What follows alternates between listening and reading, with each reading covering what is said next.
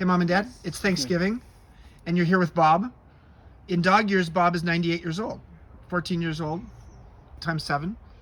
And Dad, you're 86. and Mom, you turn I am going to be 86 in January. in January. So, what would it be like being President of the United States at 86?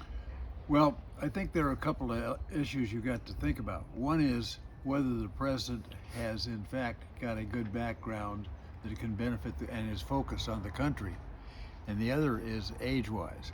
Age-wise, I think anybody in their 80s is too old to be president.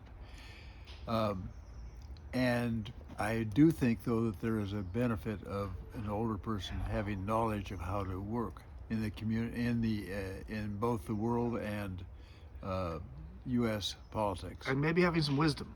And he has some wisdom. That's right. But don't you think that when you're president, it's almost like you're living dog years? You're actually, like, every year being president is like 7 years because it ages you. It does. There's no question about that. Yeah. It does. Mom, what are your thoughts?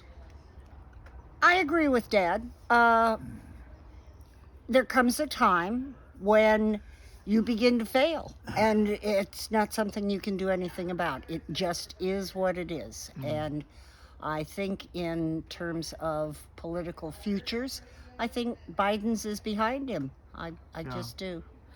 And both of you voted for him. But we would all say Trump's is behind him.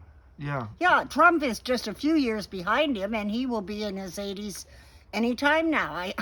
I think we need to look at new leadership, really. Yeah. Okay.